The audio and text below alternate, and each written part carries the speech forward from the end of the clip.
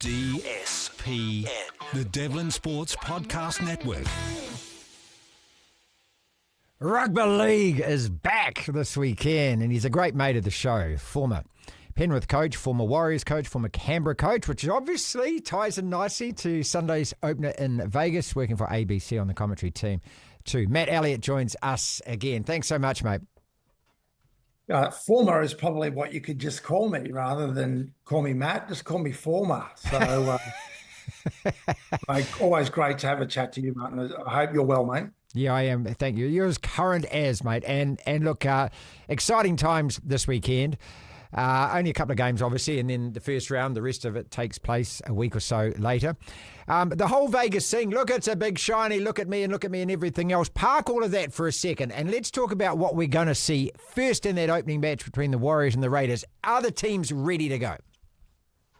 Yeah, I think that all what I saw in last weekend's trials, maybe not the teams that are playing, but I thought that there was some pretty really good performances across the whole competition, and I was pretty excited, to be honest with you, with some of the young talent coming through.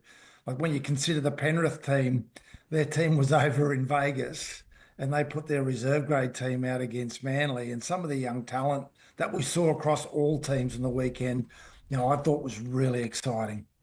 Yeah, look, and, you can tie in with that with the Warriors against Melbourne, and I know the Melbourne side wasn't their strongest side, but those young players we saw that day as well. So what kind of year is it going to be for the Warriors? 5 very experienced players gone. James Fisher-Harris comes in, but something like 850 games of hard-out NRL experience no longer there. And that does count for a lot as well, It does it'll have a big impact. You can't dodge from that, and everyone needs to be aware, but there's a balancing act to it as well.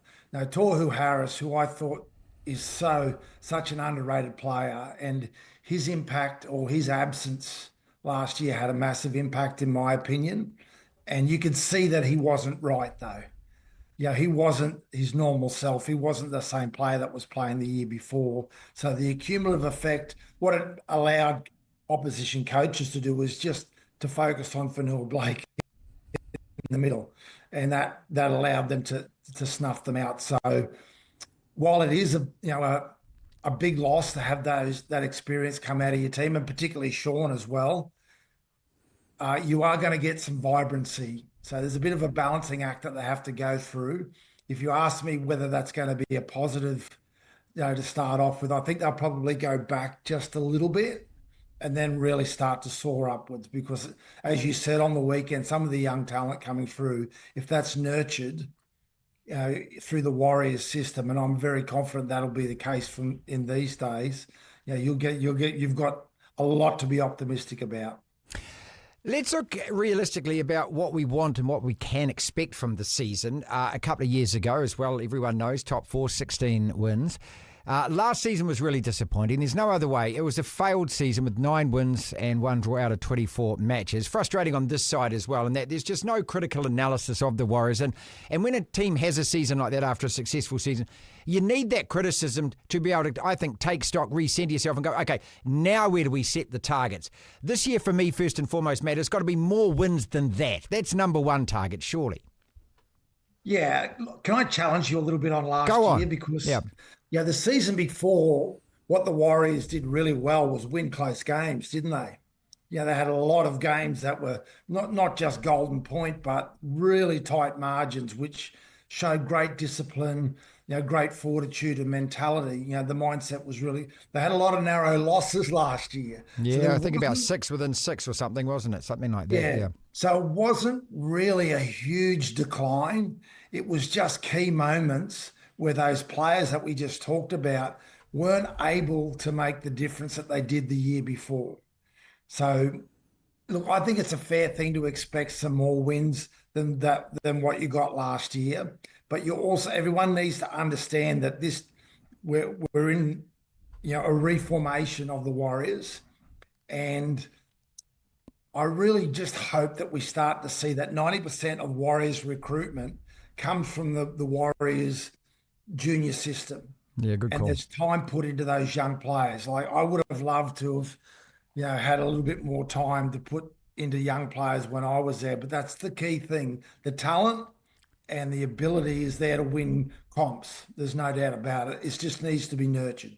So, harking back to what you said, I accept all of that. What you saw with Penrith as well, what that must do to a club when you've got a first team and A team, and then you've got players that are striving to make that. And so you might have, say, 26, 27 players that you can consider in that pool. And then you've got a huge group of youngsters who are going, get out of my way because I'm coming through too. What the momentum and the wave that must create.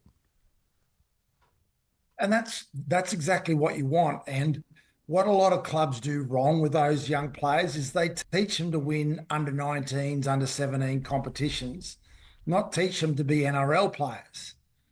And that's the difference. When you see a Penrith player come into and play, make his debut after playing in their juniors, he looks like an NRL player, doesn't he? Yep. Because that's what they've been coached to do with mindset. It's not about their ability. Everyone in the NRL has ability. You don't get to the NRL if you don't have it. So that's not the difference for you. It's your mindset. It's your attitude to your personal preparation. And if you don't have that, you don't make that through the Penrith system.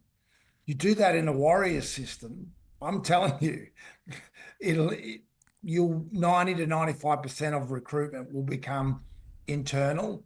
And how good is it when you've got a system where people are looking behind them going, wow, what about these young players coming through?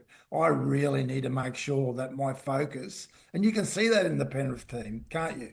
Yes, absolutely. Look, so when you say reformation, does that mean we have to temper expectation? To me, making the 8 this year would be a really successful season for the Warriors. And I think I know every team targets that. And I also know that 2 or 3 drop out. There's a hell of a lot of teams that didn't make the 8 who are all sitting there looking to go, we are going to do it this year as well. We'll talk about the Raiders in a second. They missed out on points differential. But long-winded way of asking, is making the 8, that would be a great season for the Warriors, given where we're at right now? Absolutely. I think you're 100% right there, Mark. I think the big thing is keeping your best team on the field. So you can't help but be a little bit excited about having Metcalf and Harris Tavita in the halves, right? I think that's a really exciting combination. You've got to keep them there for the whole year and get them to evolve together. If they're having to be changed around and you're dealing with injuries, I'll just use that as one example. Sure. That's going to make it very difficult, even though there's players that are going to come in that have ability, but that continuity in those key positions, and they haven't had the opportunity to play a lot of footy together. No. And there's been your fair share of injuries across that position as well. So if you can keep those 2 players fit and healthy, they're not pleasant players to coach against, because there's a whole lot of unpredictability in them. You're dealing not just with what they can do with their skill set and moving the ball on, you're dealing with them as a threat carrying the ball. And they both are good defenders when they've played, consistently. Oh, it's great to hear you talk so confidently about that, because, again, with the Warriors last year, I mean, look at just a horror run of injuries. And we saw that even though that the team that was put out there did beat Penrith, but at times, I think it was 16 or 17 players gone. Let's look at the Raiders, though, the opponent this weekend. And again, as I said, missed out on points differential. Well, that must bite you just as bad as anything does in the NRL. You were that close to making the finals and you lost a couple of big games and it didn't happen. So how good is that team going to be this year? What do they have to do to lift themselves? Well, when you talk about losing experienced players, I think they've trumped the Warriors in that area. They've had a lot of players exit. Their captain Elliott, Whitehead, and a lot of players. So I think they're the youngest or most inexperienced team in the competition. So I think it's a really good start for the Warriors. I'm not saying that they're going to be a walkover, but I think that they're definitely, again, they're going in that cycle where they're going to have to go backwards to go forwards. Right. That's my observation. It's not often that you get a team of young players that burst onto the scene in the NRL and sit in the top 8. Give me the last one. Oh, geez. Probably Penrith about 5 years ago, 6 years ago. Yeah, I was going to say the Roosters, but then they actually had it wasn't them, because they actually had some highly experienced players. I'm even going back 10 years to the Tigers, maybe, or even further than that. So yeah, you're right. It's a great point to make. So it's the exception, not the rule. The rule, yeah, right. So the Warriors, you think, on balance, going as favourites. It'd be great to kick off with a win. It'd be such a boost for the club to take 2 points out of that. Yeah, and, for whatever reason, the Raiders have also had to deal with some distractions this week. Not Vegas is about distractions, Matt. We both know that, mate. Yeah, but, we do invent them and we do exaggerate them. Like some of the stuff I saw in the media yesterday in Australia was seriously. Look, I started the show by saying this. What does anyone, expect? It's no surprise to me. It's a dumb thing to do, but, that's all it is. It's a dumb thing to do. I don't really think that these guys' lives have to be absolutely over-examined and more made of it than what it actually was, but that's just my view, I'm saying. Well, I'm just telling you, if next time we catch up, if I've got to blow up baseball bat, I'm coming for you. I'm dead set coming for you. It's not the worst thing that's happened there before. All right, finally, let's finish on the Penrith game versus the Sharks. Sorry, keep going. No. Enough said on that. The Penrith game. All right, Penrith, and, this is a team that unprecedented. I mean, the level of success, and, it's not just the 4 in a row, it's 5 grand finals in a row. And as you know, as a coach and as a commentator and been around the game your whole life, winning one's hard enough. We've seen it with Manchester City, who after 4 years of winning back-to-back Premier Leagues have dropped off. Trying to do it again, I mean, just to think that they could win 5 in a row is mind-blowing. It is mind-blowing, but it is possible. Did you see their reserve grade team play against Manly on the weekend?